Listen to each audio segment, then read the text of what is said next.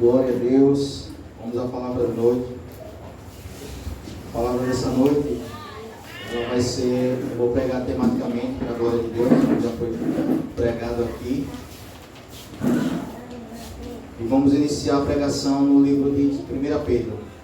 Abre suas Bíblias, por favor, no livro de 1 Pedro.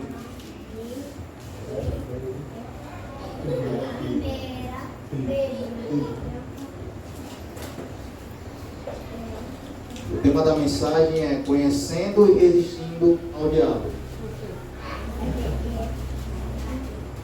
Conhecendo e resistindo ao diabo.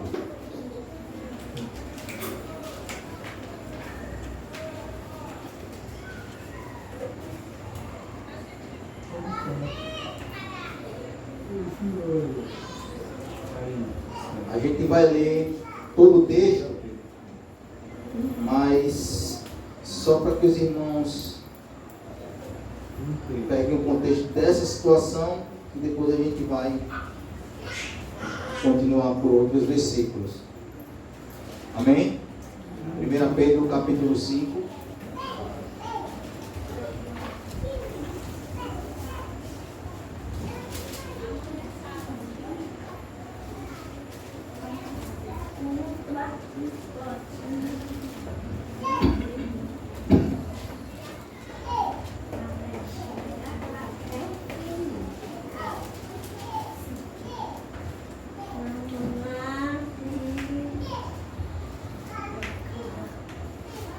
Para toda a igreja já.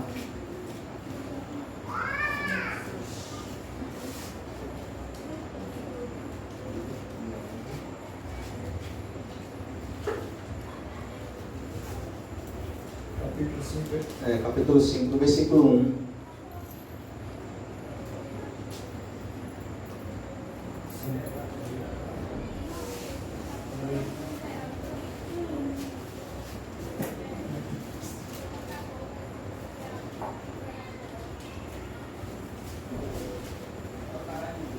Amém? Vamos ler. Rogo, pois, aos presbíteros que há entre vós, eu, presbítero com eles, que testemunha dos sofrimentos de Cristo, e ainda não participante da glória que há de ser revelada. Pastoreai o rebanho de Deus que há entre vós, não por constrangimento, mas por espontaneidade, com Deus, nem por sorte da ganância, mas por boa vontade, nem como dominadores dos vós, mas dos que foram confiados, antes tornando-vos modelos do rebanho. Vou ler de novo. Pastoreai o rebanho de Deus que há entre vós, não por constrangimento, mas por espontaneidade, como Deus quer, nem por sorte da ganância, mas de boa vontade, nem como dominadores dos que vos foram confiados, antes tornando-vos modelos do rebanho. Ora, logo que o Supremo Pastor se manifestar, recebereis a inacessível coroa da glória. Rogo-vos igualmente aos jovens, sede submissos aos mais velhos, outros sim, no trato uns com os outros, cinge-vos de toda humildade, de Deus, porque Deus resiste aos soberbos, contudo aos humildes concede graça. Humilhai-vos, portanto, sobre a poderosa mão de Deus, para que ele em tempo oportuno vos exalte, lançando sobre ele toda a vossa ansiedade, porque ele tem cuidado de vós.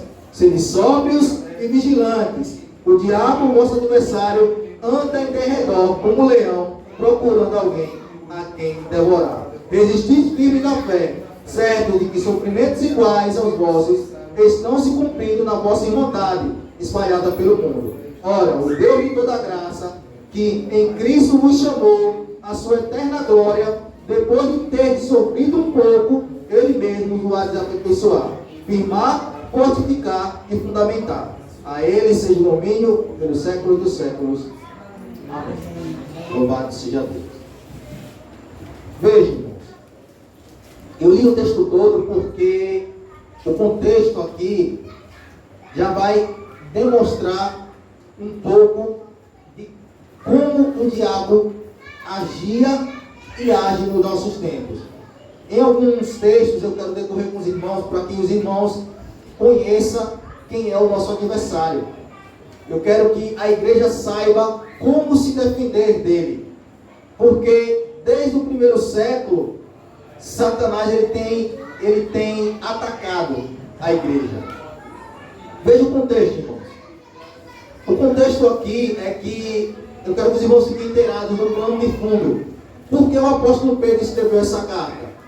Aqui vamos ver como o diabo tem agido naquele momento.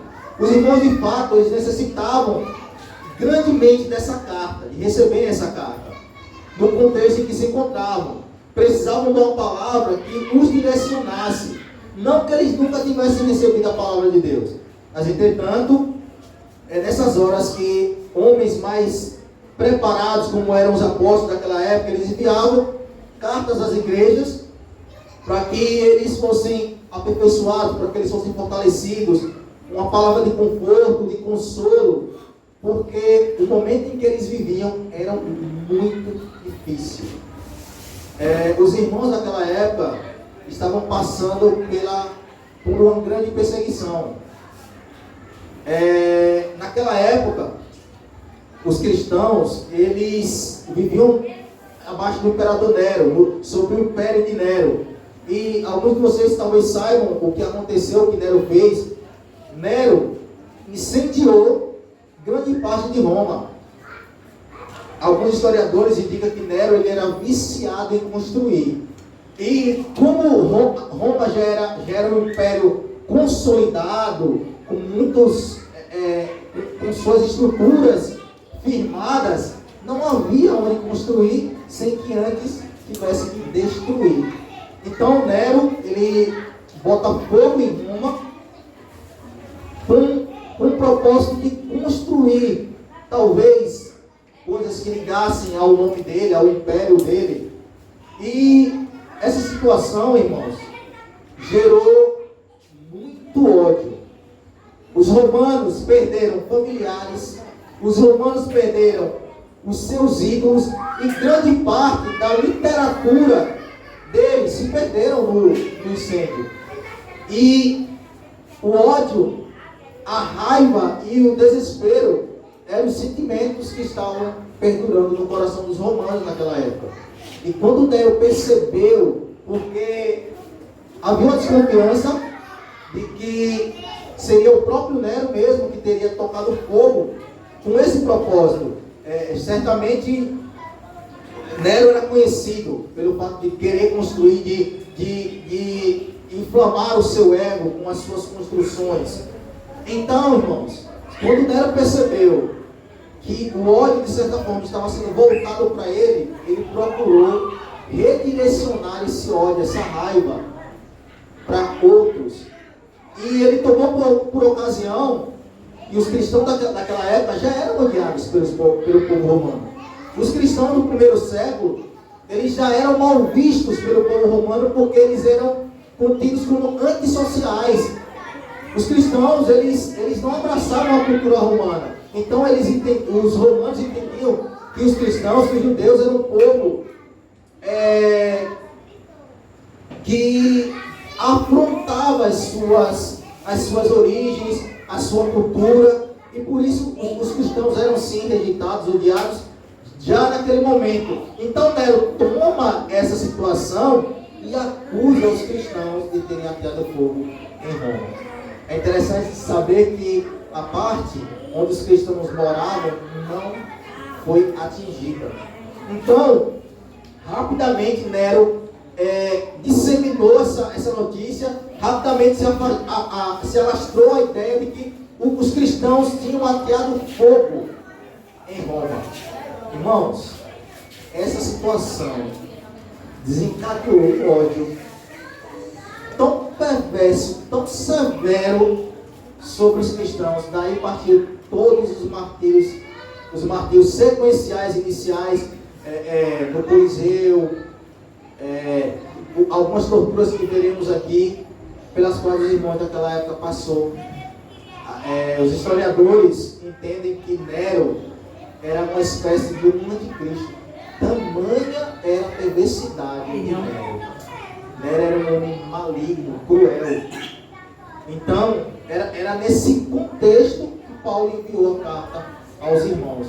Os irmãos estavam sofrendo perda do emprego, como já fui falado aqui algumas vezes, perda do emprego, eram rejeitados, tinham suas esposas acusadas, suas crianças mortas, eram lançados nos coliseus para serem comidos vivos, toda a sua família. Nós temos a história de uma mulher, eu não lembro o nome agora, 3 mulheres, eu acho que eu li isso em Os Heróis da Fé, se não me engano, um livro que eu recomendo aos irmãos, Heróis da Fé, e Os Mártires também, são 2 livros muito bons para serem lidos. E essas mulheres, elas estavam lá para serem mortas no Coliseu, e elas estavam louvando a Deus, agradecendo o nome do Senhor, e a história vai relatar que os leões não estavam avançando sobre ela.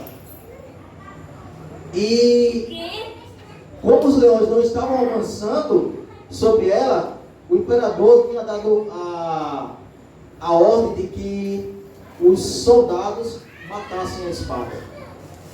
E os soldados, vendo que elas estavam louvando, glorificando a Deus, não queriam fazer. E ela disse: faça, porque é honra morrer em nome de Deus. É honra morrer no nome de Jesus Cristo. Amém. Elas pediram, elas como que elas disseram assim: eu te perdoo, pode fazer, porque para mim é honra morrer em nome de Jesus. Irmãos, eram situações como essa, que o livro dos mártires ele vai relatar que tem o sangue dos mártires é a semente do Evangelho. Porque quanto mais cristãos eram lançados no Coliseu, e aqui, irmãos, você perceba que já o diabo, como o diabo ele era sagaz, ele tentava atacar a igreja dessa forma, tentando afastar os cristãos através do sofrimento. Então, através do sofrimento, do período de morte, Satanás tinha a intenção de fazer com que os cristãos recuassem, que a igreja de Cristo acabasse. Só que o que aconteceu foi o contrário. Homens e mulheres iam aos coliseus, mesmo perdendo seus empregos, mesmo sendo lançados no coliseu, mesmo sendo abusadas, mesmo tendo seus filhos mortos, eles iam ao coliseu louvando ao Senhor. E a plateia, quando via aquilo, muitos se convertiam a Deus. Quem acabou com o coliseu foi a perseverança dos santos. Porque a tamanha perseverança dos cristãos daquela época fez com que quem assistia também se arrependesse. E Nero, vendo aquilo ali, ou seja, o diabo, né, vendo que o plano dele tinha ido por água abaixo, daí ele, no passar do tempo, ele foi moldando-se. Mas naquela época, esse era o agir do diabo. Ainda hoje é em alguns lugares, mas aqui foi de uma intensidade maior. Os irmãos sofreram muito, padeceram muito, muitos mártires surgiram nessa época. Eles foram martirizados, eram mortos, esfolados, e muitos martírios. Os romanos eles eram muito, tinha a imaginação muito fértil quando se tratava de tortura. Chicote romano, que a gente já sabe, empalamento, esfolamento. O palácio de Nero ele era iluminado com os cristãos pendurados em madeiras. Vários cristãos pendurados em madeiras iluminavam os corredores do palácio de Nero. Então o romano ele era tinha uma mente muito fértil para a perversidade. Então, irmãos, aqui aprendemos mediante a palavra de Deus a ação do diabo, como também o aviso que Deus nos concede de como lidar com essas artimanhas, de como evitá-las e de como estarmos preparados para ela. Qual é o dever, como devemos nos portar, como devemos agir diante das astutas ciladas de Satanás. A partir dessa introdução, do entendimento dos irmãos, de que naquele momento, esse era o contexto da carta, que Pedro queria fortalecer os irmãos, dizendo que Deus estava com eles, entendendo que não só era eles que passavam por essas situações, né, como a gente vai ver em outra parte, mas que o propósito de Deus era que eles perseverassem, que eles se mantessem firmes no Senhor. Porque ele vai dizer aqui, olha, que os irmãos apacentassem as ovelhas de Deus, não por ganância, mas por boa vontade, não oprimindo a igreja de Cristo, mas sendo modelos, até no sofrimento, se por assim fosse. Então, quando o apóstolo Paulo no versículo 5 vai dizer, rogo os irmãos aos jovens, é a ideia que Paulo está dando um manual, né, para aquele contexto ali, que os irmãos estavam passando, principalmente no versículo 8, ele vai dizer, irmãos, cuidado, porque sede sóbrio, a ideia é, fiquem atentos, observem a palavra, andem segundo o Evangelho, porque Satanás está furioso, ele está ao derredor, procurando a quem tragar. O pregador, eu não lembro o nome dele, não lembro quem falou, ele falou que Satanás foi no café da manhã. A ideia aqui era, como eu falei no início, a ideia de Satanás, através do sofrimento, das angústias que o povo estava passando durante essa carta toda, é que através desse padecimento eles se afastassem de Deus. Então o apóstolo vai dizer, irmãos, cuidado, o Satanás está ao redor procurando a quem tragar, ou seja, a quem tomar a fé. Satanás queria tragar a fé dos irmãos, fazer com que os irmãos retrocedessem, negassem Jesus, mas ele não conseguiu naquele momento isso. Então, irmãos, com o passar do tempo, agora eu quero que os irmãos entendam que, caminhando pelas Escrituras, veremos muito mais do agir do diabo, de como ele tem se atualizado com o passar do tempo. Vamos ver, primeiramente, como ele agiu nos primórdios para com nossos pais e como ele tem agido na nossa época e como fazer para evitar todas as suas armadilhas.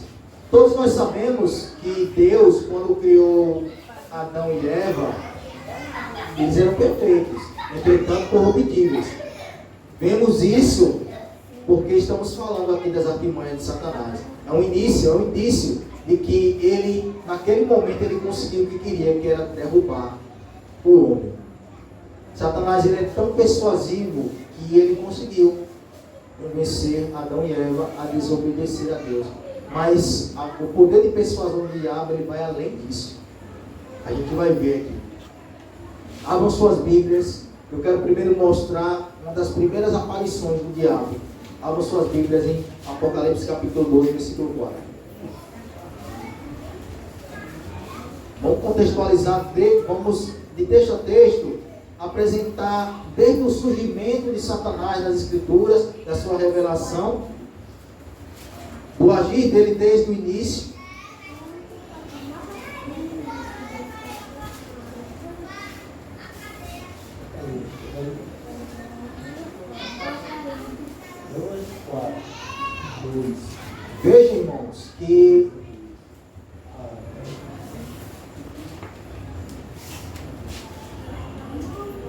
Veja, irmãos, que Satanás, ele é muito sagaz. O poder de persuasão dele é algo sobrenatural. Você vai ver aqui agora, né? Apocalipse capítulo 12, versículo 4. Vamos ler toda a igreja. 12. Apocalipse 12. 12. 12. 12. 12.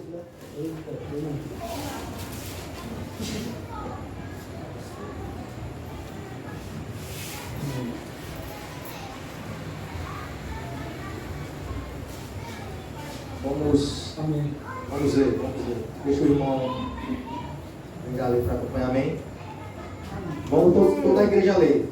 E a sua cauda arrastava a terça parte das estrelas do céu, as quais lançou para a terra. E o dragão desceu da frente da mulher. Só até aqui, só até a sua cauda arrastou a terça parte das estrelas do céu. Irmãos, entenda aqui uma coisa. Satanás não somente teve poder para persuadir Adão e Eva, mas Satanás ele teve poder para persuadir anjos. Você tem, irmão, imagine anjos habitando com Deus. A gente não tem ideia de quanto tempo isso aconteceu depois da criação dos anjos. Porque poderia ter passado, como o tempo não existia, mas se a gente imaginasse um tempo, poderia ser milênios em que Satanás havia criado e estava com Deus ali. E todos os anjos com ele, conhecendo a Deus, sabendo quem é Deus. Mas no dia que Satanás se rebelou contra o Senhor, ele não somente se rebelou contra o Senhor, ele levou a terça parte dos anjos. Amados, se Satanás, quando se rebelou contra Deus, conseguiu convencer a anjos se rebelarem contra o seu Criador, contra o Deus Todo-Poderoso, imagina que ele não é capaz de fazer conosco. Se não vigiarmos, se não atentarmos para a palavra de Deus, estaremos perdidos. Vou apresentar aqui um texto agora, que os irmãos entendam de onde surgiu a soberba de Satanás a ponto dele se rebelar contra Deus. O texto que eu vou apresentar é um texto ambíguo, e ele se encontra no livro de Isaías capítulo 14. Vamos ler, irmãos. Isaías capítulo 14, versículo 12. Ali a gente vai perceber por que Satanás se tornou soberbo. Porque subiu ao coração de Satanás a iniquidade. Isaías capítulo 14, versículo 12. Isaías capítulo 14, versículo 12.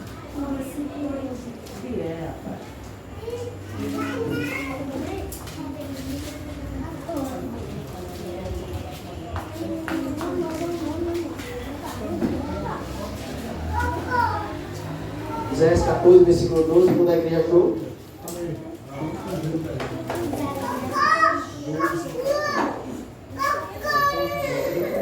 Isaías 14, versículo 12.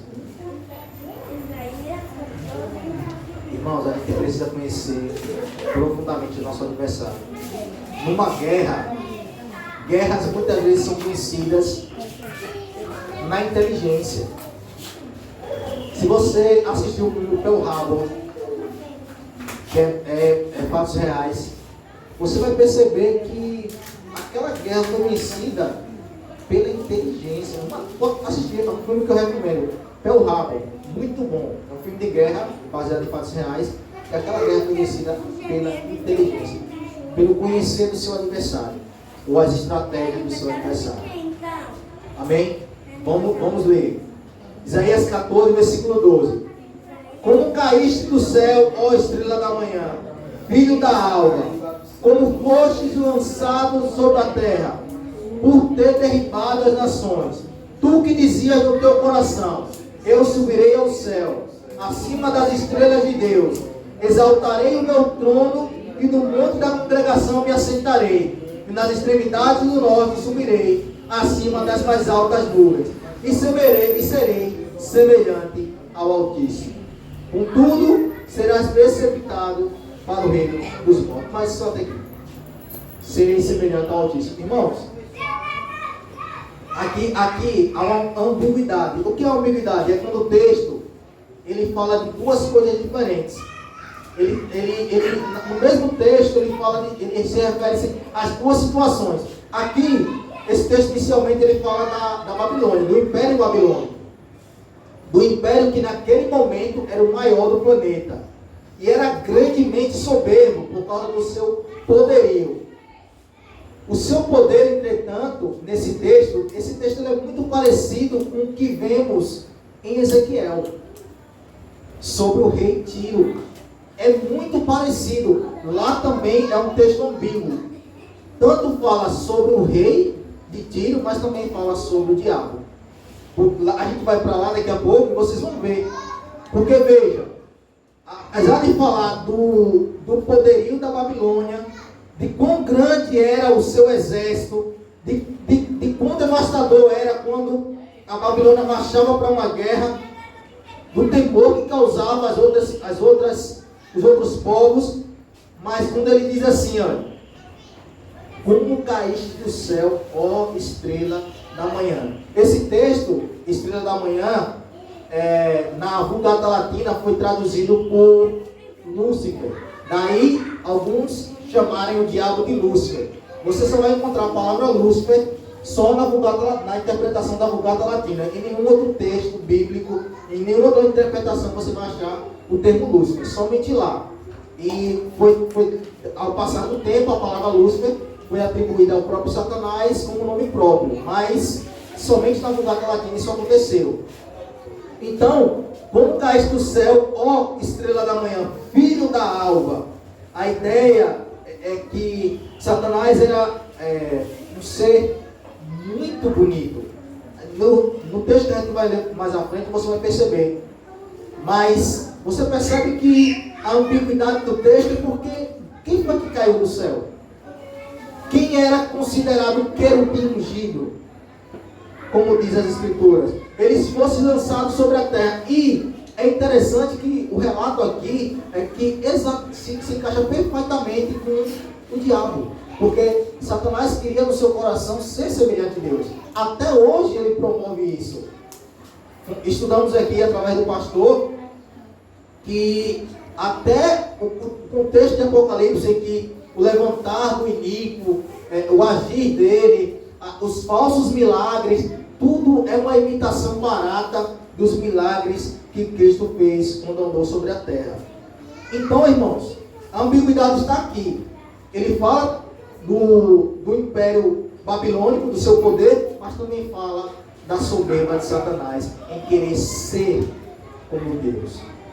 No exato momento em que Satanás quis ser como Deus, ele caiu. E faz alusão à sua queda. Satanás, note que no versículo 13, ele diz assim: dizias no teu coração, eu subirei ao céu acima de todas as estrelas de Deus, e colocarei o meu trono no monte da congregação, e assentarei nas extremidades do norte. A ideia aqui é no mais alto céu, é chegar e ser semelhante como Deus. Satanás jamais conseguiria isso. E aqui, de certa forma, é um relato que antecede o que aconteceu em Gênesis. Porque quando a gente vai ler lá, você vai perceber que lá Satanás já é chamado de antiga serpente. Então, quando Satanás tentou Adão e Eva, ele já havia caído. É interessante que alguns estudiosos, eu não vou citar o nome porque esse rapaz, eu creio que ele é como um relógio quebrado, a certa hora, duas vezes por dia. Ele faz isso. Então é o seguinte, ele entende que entre o relato da criação,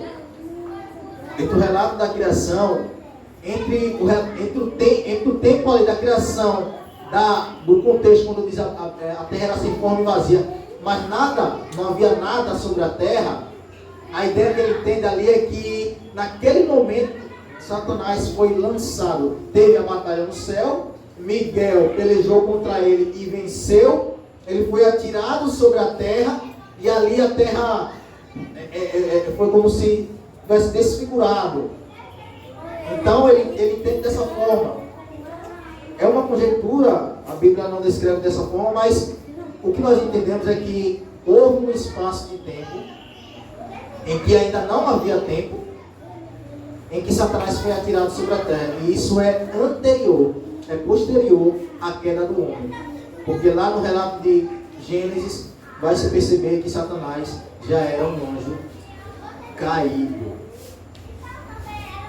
Irmãos, logo depois de ter sido lançado na terra, eu vou partir porque talvez eu não tenha tempo, então eu vou falar somente do que fala lá em Ezequiel. Lá no livro de Ezequiel, a Bíblia fala que eles eram chamados de Satanás de querubim ungido. A referência é o rei de Tiro, porque o rei de Tiro era um rei muito rico. Ele vivia, assim como Salomão, a ideia dos historiadores é que ele tinha todo tipo de pedra preciosa. E o palácio dele era tão bonito que se assemelhava, comparado ao Jardim do Éden. Só que você percebe que a Bíblia vai dizer que ele estava no jardim de Deus, que ele era vestido de jaspe, que que fazia parte importante entre os anjos de Deus, querubim ungido, é o termo usado para Satanás ali. Ele era, os historiadores entendem que ele era o anjo, talvez junto com Miguel, o anjo mais importante. O mais belo certamente.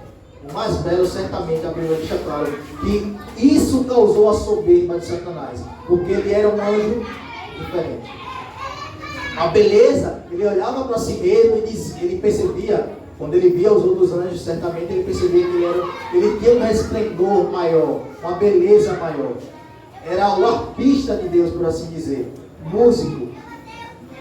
Estava muito próximo de Deus. E isso fez com que Satanás ficasse soberbo, a ponto de querer achar que podia ser semelhante a Deus, o que ocasionou a sua queda.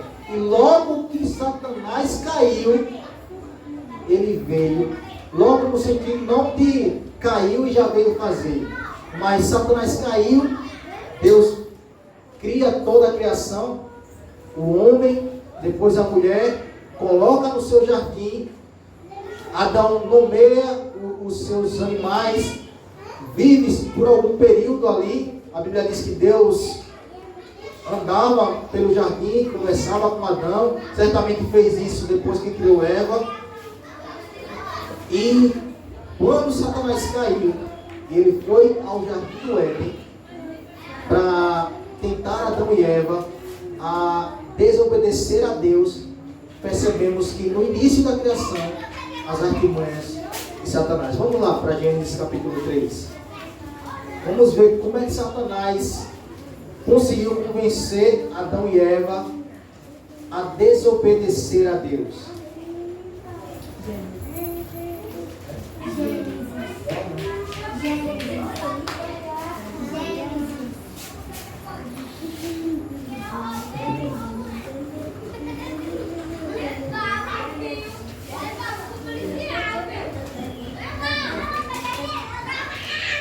Gênesis capítulo 3, vai lá para cá.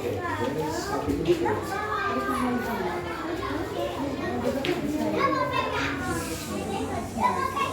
Amém? Amém? Vamos ler. Mas a serpente, mais sagaz do que todos os animais selváticos que o Senhor Deus tinha feito, disse à mulher: é assim que Deus disse: não comereis de toda a árvore do jardim? Respondeu-lhe a mulher: do fruto das árvores do jardim podemos comer, mas do fruto da árvore que está no meio do jardim, disse Deus: dele não comereis, nem tocareis nele, para que não morrais. Então a serpente disse à mulher: é certo que não morrereis, porque Deus sabe que no dia em que dele comerdes, vos abrirão os olhos, e como Deus, serei conhecedores do bem e do mal. Vendo a mulher que a árvore era boa para se comer, agradável aos olhos, e a árvore desejável para dar entendimento, tomou do fruto e comeu, e deu também ao seu marido, e ele comeu. Irmãos, quando a Bíblia diz que a serpente, mais sagaz do que todos os animais selváticos, o texto está falando não somente da serpente, mas de Satanás, que recebe o nome de antiga serpente pelo apóstolo João, no livro de Apocalipse, e também com Paulo, em 2 Coríntios capítulo 11, versículo 3.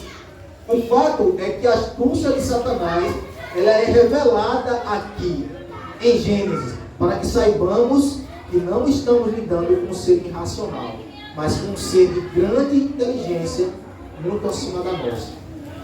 Uma das artimanhas que Satanás usa é o sofisma, do grego sophistes, que é a manipulação da verdade de Deus. É quando Satanás usa a própria palavra para trazer engano e confusão, gerando assim incredulidade.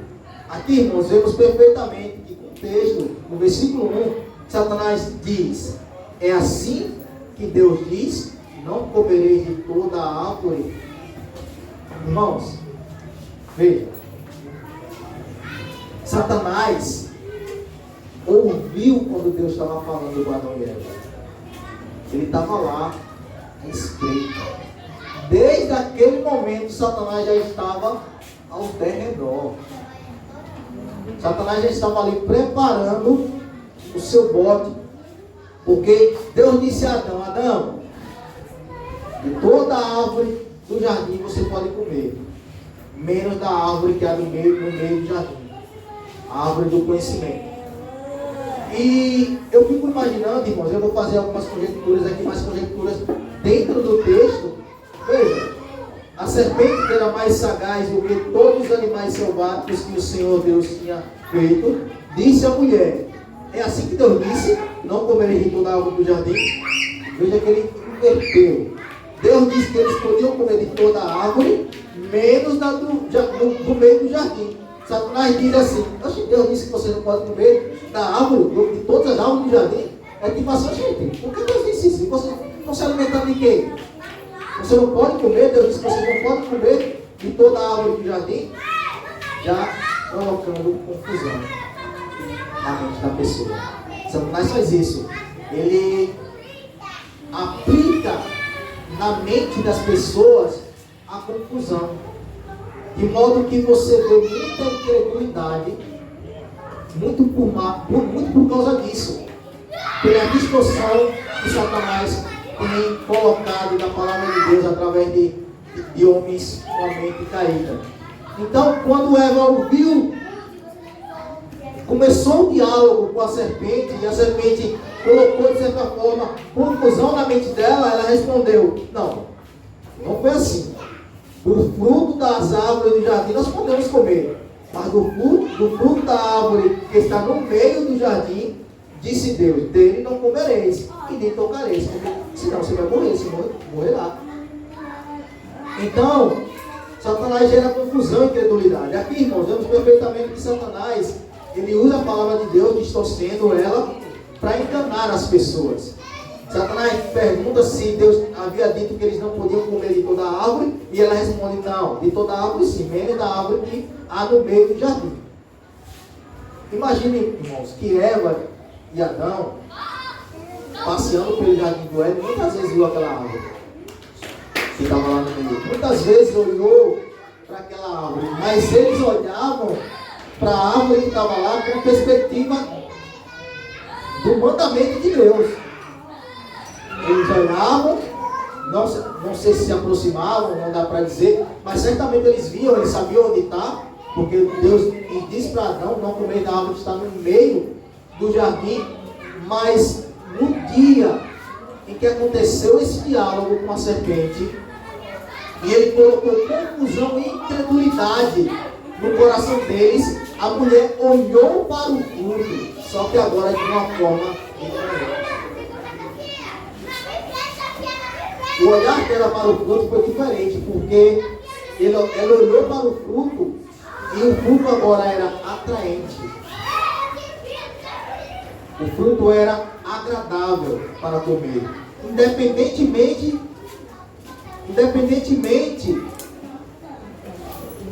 da ordem que Deus havia dado.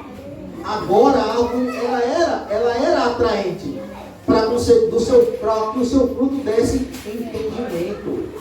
Eva agora olha para a árvore com uma perspectiva diferente. Ela já não, a palavra que Deus tinha dado a ela já não tinha mais credibilidade. Naquele momento, a serpente tinha enganado Eva, mesmo antes dela ter tomado o fruto. Eva, ouvindo a serpente dizer: certamente que não morrerás.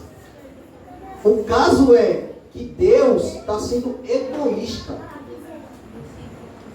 Deus está sendo egoísta com vocês. Deus não quer que vocês sejam felizes. Deus está negligente. Deus está impedindo que vocês realmente sejam parecidos com Ele. Isso é egoísmo de Deus.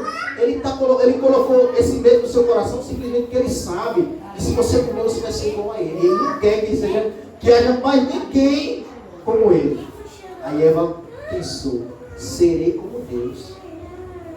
Serei como Deus.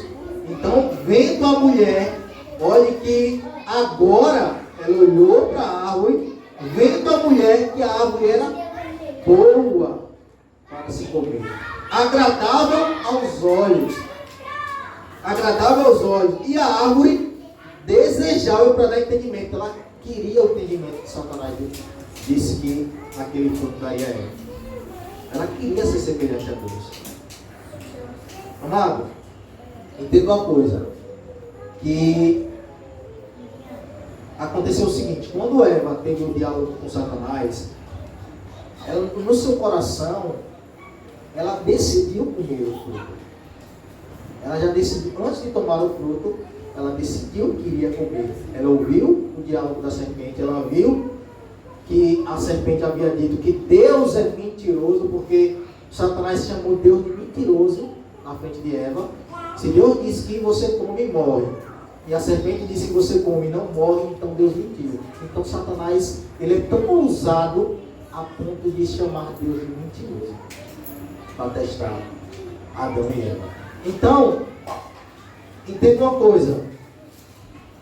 Quando Eva olhou para a árvore e pensou, comerei e serei semelhante a Deus, conhecedor do bem e do mal. Naquele momento, Satanás já plantou no coração de Eva o pecado.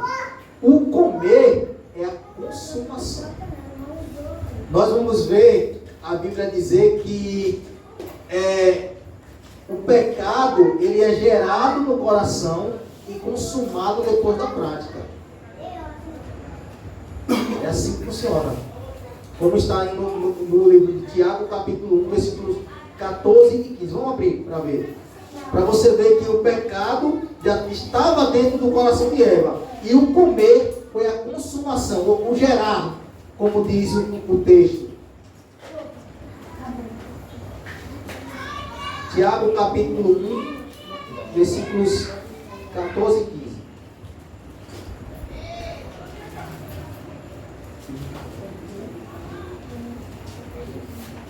Amém? Vamos ler.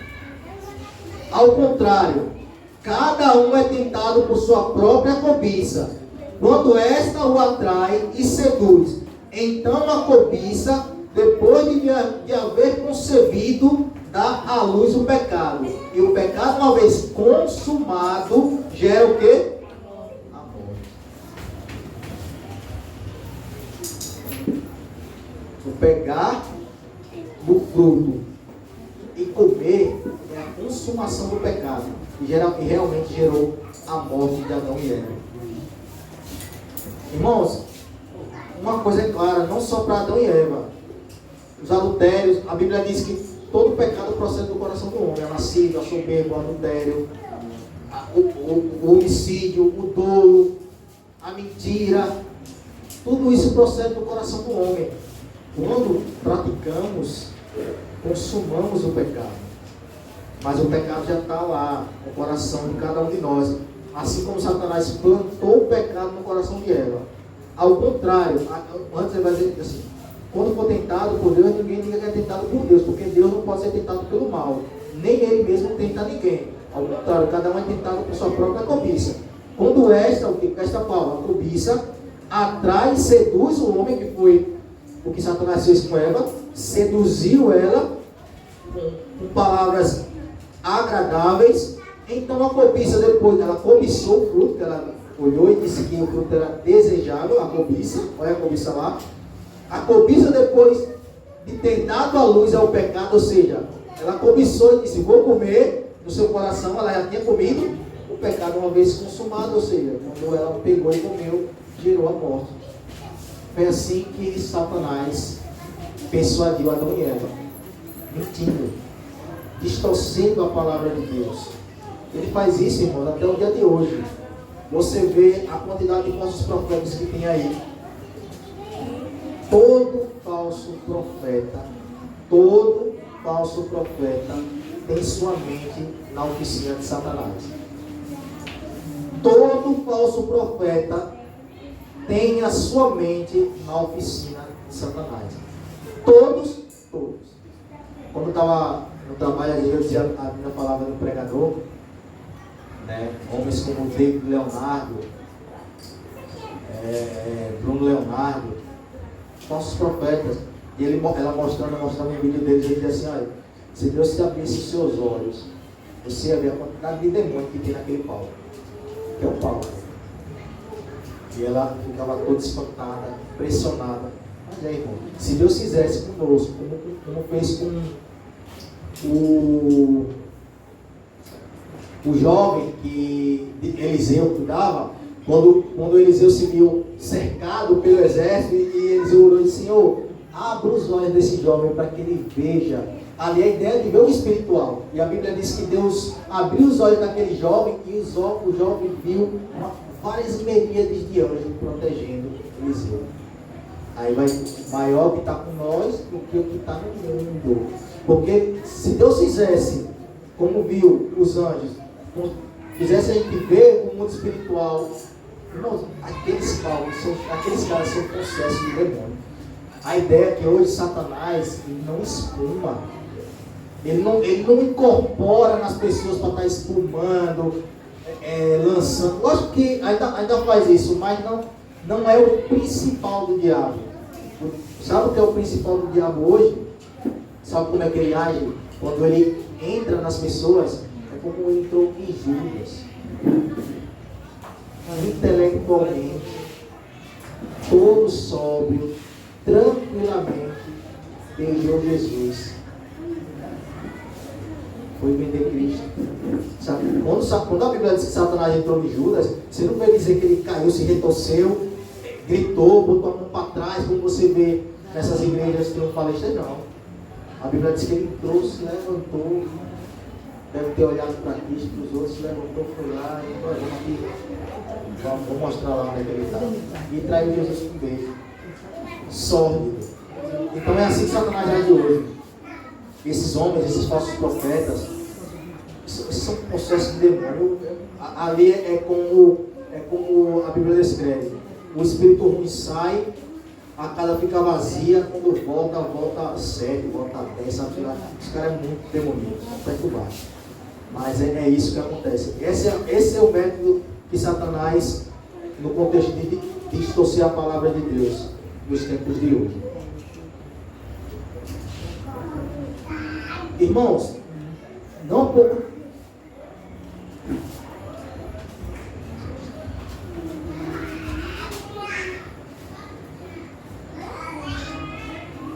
Agora, irmãos, eu quero que a gente dê uma olhada um pouquinho mais para o nosso cotidiano agora. Como Satanás ele tem agido hoje para destruir a igreja de Cristo, com ataques diretos e de certa forma indiretos. Vamos ler Romanos capítulo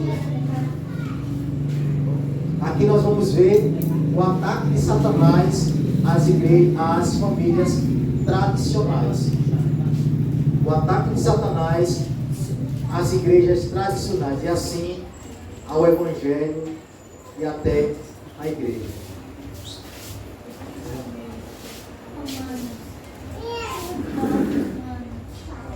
Romanos 1. Primeiro texto de Romanos.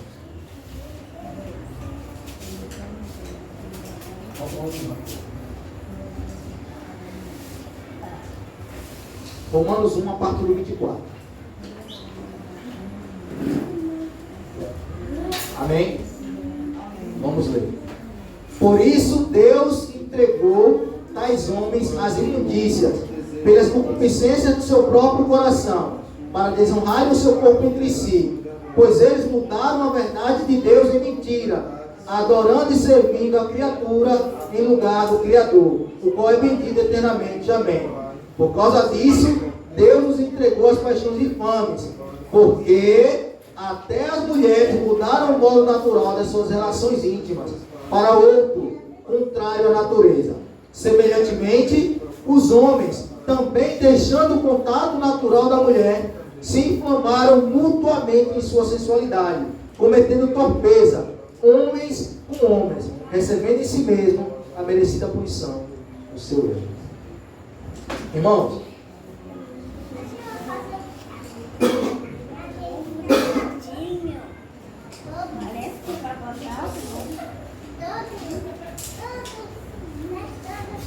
o ataque de Satanás às famílias começa quando Satanás percebe que, primeiro, família é a instituição de Deus. A família é uma instituição de Deus. A sociedade ela é formada por famílias. E quanto mais famílias tementes a Deus, mais a palavra de Deus ela prospera. Exemplo disso é Israel. Veja Israel, vamos pensar em Israel como o mundo inteiro. Imagine que quando Israel estava completamente abraçado à lei de Deus, o que acontecia? Prosperidade, o povo era obediente, o culto era a Deus, Deus aceitava os seus sacrifícios, o nome de Deus era glorificado, não tinha espaço para o diabo ali. As famílias estavam alicerçadas em Deus, mas toda vez Israel se desviava do caminho e seguia os outros deuses, pode ter certeza, era o diabo constantemente ali. Apesar de não ter o nome do diabo direto, era o diabo constantemente agindo ali, para fazer com que eles desviassem do caminho. Hoje, ele usa um contexto diferente, mas Satanás ele entendeu perfeitamente que quando uma sociedade ela está desconstruída, quando as famílias tradicionais, o que é a família tradicional? É a família que Deus criou: homem, mulher e filhos. Nesse século, mais do que qualquer outro, Satanás tem atacado a família. Movimentos completamente contrários, não somente à vontade de Deus, mas ao conceito de família tradicional. O relativismo que vemos hoje, no contexto geral, diz que não há verdade absoluta. Que a sua verdade e a minha verdade e a sua verdade podem conviver juntas, ainda que elas se contradigam uma à outra. Isso é o que o relativismo faz. Ele emburrece as pessoas. Então, Satanás está atacando a família com um sistema. Você percebe que todos os programas, se não todos, praticamente todas as mídias mundiais exaltam o homossexualismo. Entende que família tradicional é coisa atrasada, é retrógrada. Hoje pode ser 2 homens, pode ser 2 mulheres. Nós já temos famílias formadas por 2 homens que adotaram uma criança. Nós temos famílias com 2 mulheres que conseguem adotar uma criança. Famílias de 2 mulheres, famílias de 2 homens. Que a lei permite que adote crianças. Com a desculpa do que eles vão amar as crianças, que será melhor do que um orfanato. Não será, irmão. Aquela criança será completamente confundida. Ela crescerá um adulto, muitas vezes traumatizado, porque não teve uma mãe ou porque não teve um pai. Ainda mais do que se estivesse lá em um orfanato. Então, Satanás ele tem intensificado o ataque à família e à igreja. O cristão, e ao cristão individualmente. Nesse presente século, nós vamos ver em 1 João capítulo 5, versículo 19, que a ideia de Satanás é destruir a família como um todo. Ele tem como propósito desfazer a obra de Deus. Se Deus diz que família é marido, mulher e filhos, Satanás diz que pode ser 2 homens. Satanás diz que pode ser 2 mulheres. Então, vamos lá para 1 João capítulo 5, versículo 19.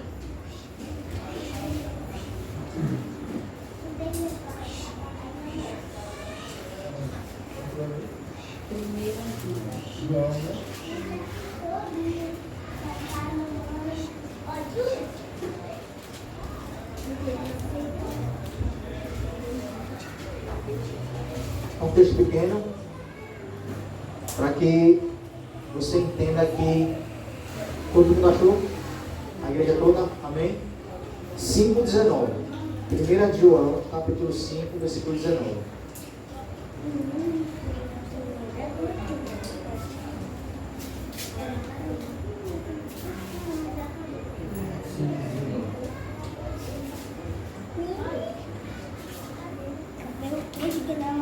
A igreja está entendendo? Não. igreja? Amém, mano. Louvado seja Deus. Tem que entender. 1 João capítulo 5, versículo 19 diz assim: sabemos que somos de Deus e que o mundo inteiro jaz no maligno. Irmãos, há 3 tipos de mundo. Três tipos de interpretação para a palavra mundo na Bíblia, no Novo Testamento. A primeira interpretação vem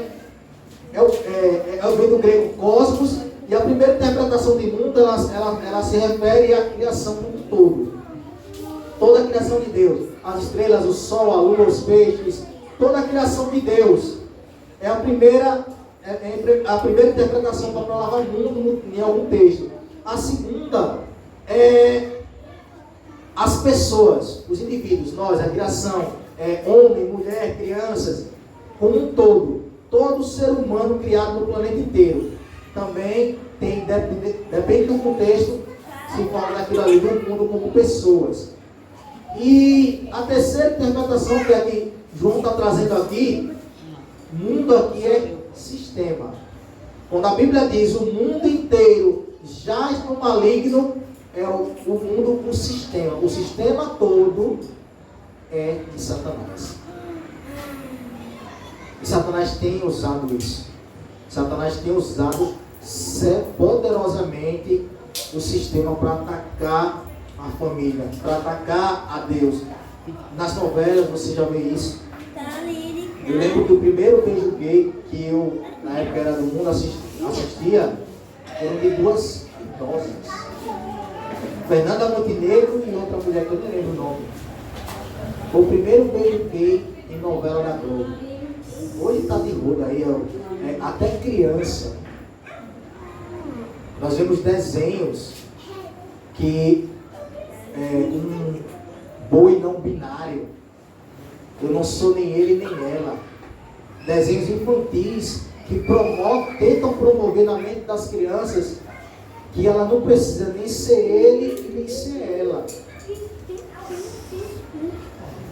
É o gênero neutro que vemos tentando ser colocado de goela abaixo. Eu estava assistindo esses dias, o Flamengo ele foi processado na copinha porque nenhum dos jogadores usou o número 24. O movimento LGBTQIA+, processou o Flamengo porque nenhum dos jogadores da copinha usou o número 24. Eles que se dizem oprimidos não querem de forma nenhuma deixar de oprimir, como disse o pastor Rodrigo Mussolini. E é verdade, porque você veja, eles querem obrigar, eles querem empurrar tanto de goela abaixo a gente que eles querem forçar até alguém a escolher o número que eles querem. O jogador é obrigado a vestir o número só porque eles querem. O número 24, que é relacionado no jogo do bicho ao veado, só por esse motivo. Ele já viu processado, eu não lembro se outro, se foi a seleção brasileira, não lembro. E agora processou o Flamengo, só que não sei se ganhou, se vai ganhar, né? Vendo a lei como está sendo torcida, quem sabe, né? Eles ganham $1 milhão que eles estão pedindo, mas você percebe o absurdo de Satanás de tentar empurrar de goela abaixo nas nossas famílias, nas nossas crianças, que tem médico já que não aceita dizer o sexo da criança. Ele vai descobrir o sexo quando ele se desenvolver. Olha o absurdo. Você pergunta para as defensoras do movimento feminista, que não defende mulher nenhuma, é uma pacotinha de pessoas, de mulheres completamente cauterizadas, que servem severamente ao diabo. Eu vejo vídeos em que as mulheres são... Eu estava assistindo um vídeo agora de um rapaz, esqueci o nome dele, ele faz muito isso. Primeiro ele pega uma pauta, e a pauta é para defender que papagaios não sejam mortos. E note que Satanás ele já conseguiu persuadir a maioria das pessoas, porque ele pega uma mulher e um idoso. E os dois, primeiro, ele fala da pauta dos papagaios e ele pergunta: o que você acha de quem mata papagaio? É um absurdo, né? É um absurdo, são pessoas baixas. Eles falam mal dos que matam papagaios. Mas no exato momento em que ele mostra outra pauta para não matar crianças no ventre contra o aborto, a mulher diz que não. Ele pergunta: toda a vida importa? E ela: cara, toda a vida importa. São hipócritas. A hipocrisia da esquerda é um esgoto a céu aberto. Eu não estou aqui para falar de política, mas tem a ver com o evangelho. Você percebe que a mente do diabo está ali. Porque uma pessoa diz assim: todas as vidas importam. Mas depois, com as obras, diz assim: não, o papagaio é mais importante do que o bebê. Mata os bebês, mas os papagaios não. É a mente de quem? É a mente do diabo, irmão. Que distorceu os valores. Os valores da sociedade estão pervertidos, distorcidos. Satanás, ele tem envolvido as pessoas em engano. Tem crente, eu não lembro aí uma mulher, e se diz que você vê que o diabo pega essas pessoas, aquela candidata que só aparece de 4 em 4 anos, que eu esqueci o nome, Marina Silva, se diz crente, por aborto. Sabe por quê? Porque Satanás, ele não está nem aí se você se diz crente. Se você não tiver alicerçado na palavra de Deus, você simplesmente é um falso cristão, é um falso crente. E ele vai usar e usa esses falsos crentes para mídia, para que conduza outras pessoas a praticarem aquilo que Deus abomina. O aborto, diante de Deus, é assassinato. Ainda na lei, ainda é assassinato, mas o aborto, principalmente diante de Deus, é um homicídio. Cada um vai ter que prestar conta disso. Cada mulher que aborta vai ter que prestar conta na vida de Deus. Irmãos, Satanás, ele não está para brincadeira. Ele tem atacado a igreja de dentro. Um dos meios pelos quais Satanás tem atacado a igreja também é através dos falsos profetas. Satanás, no início, atacava a igreja por fora, matando os cristãos, fazendo ele perder suas casas e seus empregos. Quando ele viu que isso não estava dando certo, ele começou a atacar a igreja por dentro. E ele mesmo colocou as suas igrejas. E tem igreja do diabo aí que tem o nome de Cristo, não é brincadeira. Igrejas que usam o nome de Deus, porque a ideia é se transfigurar em anjo de luz. É se parecer com Deus. Então, o que tem de igreja? Olha, aquele Pablo Marçal, a doutrina que o Pablo Marçal acredita, ele acredita que o reino de Deus é uma coisa e que a salvação é outra. Eu não lembro o nome do rapaz que difundiu essa doutrina, mas você veja, ele disse que os homossexuais são salvos. Isso falando como homossexual, para aquele rapaz que abriu a companhia de lanche. Como é o nome dele? Carlinhos Maia. Ele disse para Carlinhos Maia que os homossexuais são salvos. Não herdarão o reino, mas serão salvos. São salvos. Ele entende que uma coisa é uma coisa, outra coisa é outra coisa. Exatamente. O diabo ele usa a mente das pessoas cauterizadas, que não quer saber de Deus, que pega qualquer mestre endemoniado aí e segue as suas doutrinas. Aquele não veio da mente dele, não. Essa doutrina é bem antiga. Então, irmãos, vamos voltar lá para o texto para encerrar, para a glória de Deus. Primeira carta de Pedro, capítulo 5. Eu vou interpretar o texto e lá a gente vai ver como é fácil, de certa forma, resistir a todos esses ataques.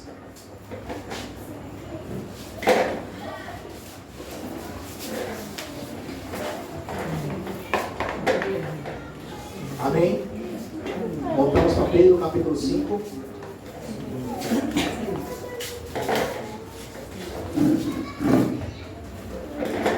Amém?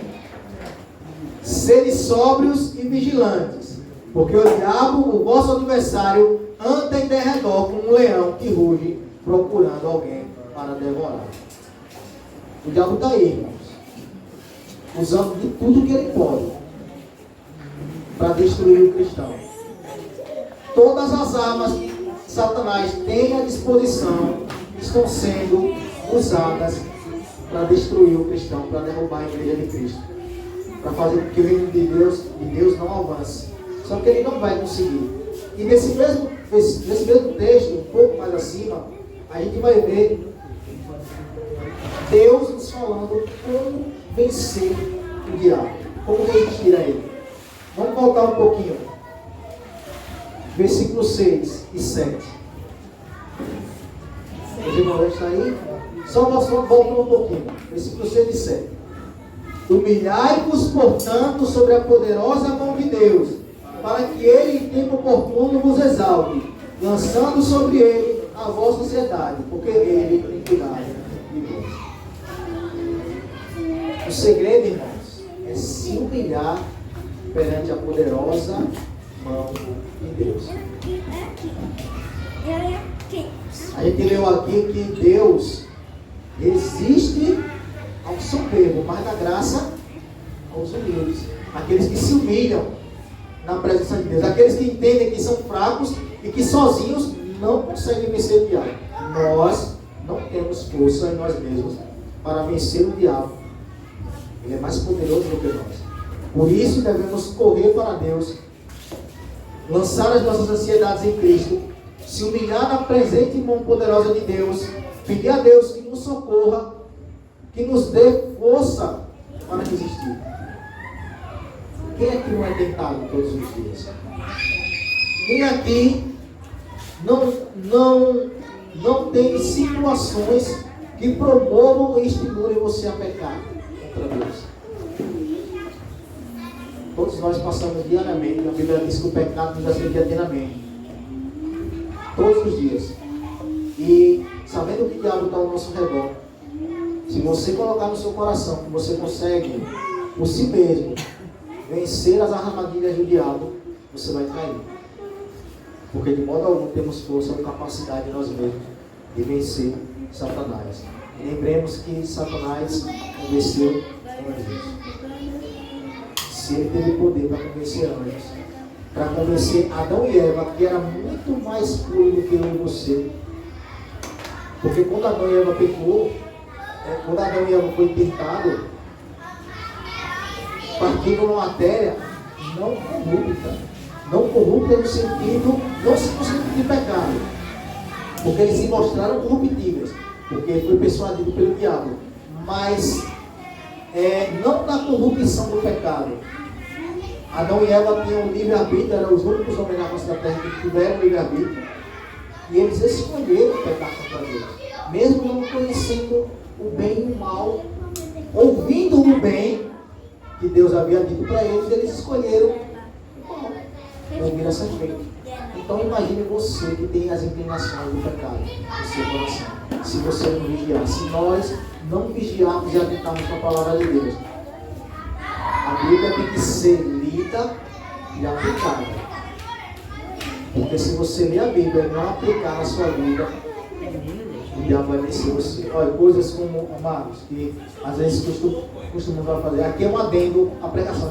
Já acabei a pregação em si, mas é um adendo. Eu falava muito isso para minha esposa. Quando a Bíblia diz assim, olha, não se põe ao sol a vossa ira, para que não dê lugar ao diabo. Se olha assim, você vê o texto, repare, se olha assim, vê o texto assim, diz, ali é você não dormir irado com o irmão, com o marido, com a esposa, qualquer pessoa. Não se põe o sol sobre a vossa ira, sobre a causa que está acontecendo ali a situação. Vá lá, perdoe, peça perdão, mas não durma aborrecido um com o outro ou com os irmãos, para que não dê lugar ao diabo. Irmãos, eu posso dizer uma coisa. É consequência. É um efeito dominó. Se você não se atentar para os textos pequenos, para as pequenas raposinhas, a Bíblia chama de pequena raposa, você vai partir para pecados maiores. A Bíblia é um livro de regra, de fé e prática. Devemos atentar. É para o nosso bem, faz bem dormir aborrecido, irmão. Faz Nem para saúde. Não, é tão interessante que nem para saúde. Eu tenho uma colega que ela teve tanta raiva lá no trabalho que apareceu uma mancha verde na perna dela. Não, olha o tamanho do ódio. Ali é ódio. Ali é uma coisa que sobressai a raiva. E o cristão não pode ser assim. O cristão não pode dormir. Então, vamos se atentar à palavra de Deus. Se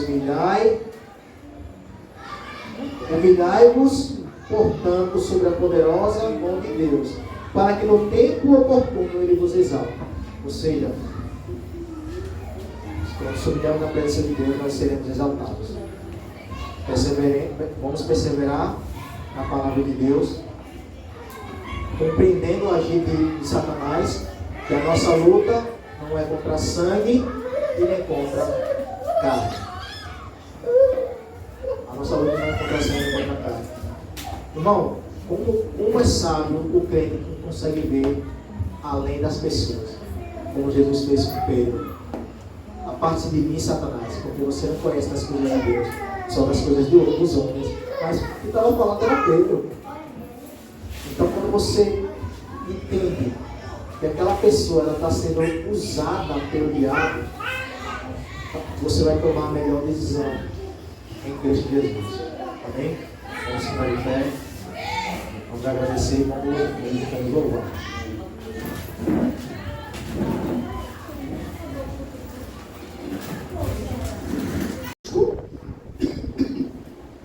Capítulo 10.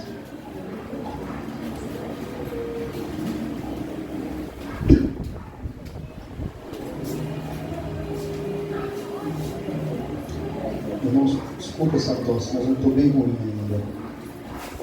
Mas dá para entender, vamos para entender também. Importante é isso. Essa é a missão do ministro, fazer a igreja entender a palavra de Deus. Levítico capítulo 10. Vamos lá.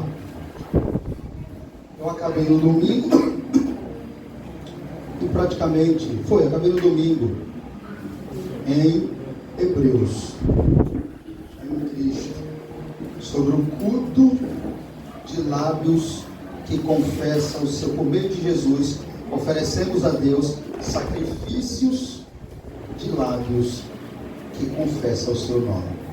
Mas antes dele nós tínhamos lido Levítico. Eu quero ler com os irmãos Levítico 10. Vamos lá, Levítico 10. Mas antes de ler eu quero fazer uma pergunta. Se é verdade que cada um pode adorar a Deus do seu jeito, se é verdade que cada um pode fazer do seu jeito,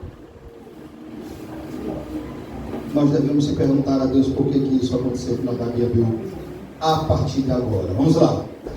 Levítico capítulo 10, versículo 1 está escrito assim: Nadab e Abiú, filhos de Arão, tomaram cada um o seu incensário e puseram neles fogo, e sobre este incenso, e trouxeram fogo estranho perante a face do Senhor, o que lhes não ordenará.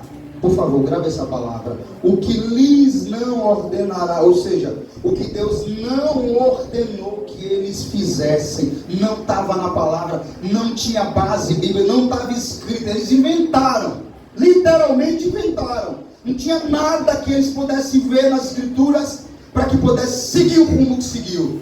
Por isso está escrito aqui, o que não lhes ordenará. Então, saiu fogo de diante do Senhor e os consumiu. Mas irmãos, isso aqui me deixa temeroso, me deixa muito temeroso. Mas sabe o que me deixa mais temeroso?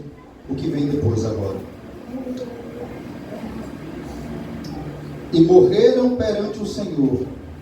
Versículo 3. Falou Moisés a Arão: isto é o que o Senhor disse: mostrarei a minha santidade naqueles que se cheguem a mim, e serei glorificado diante de todo o povo. Porém Arão se calou.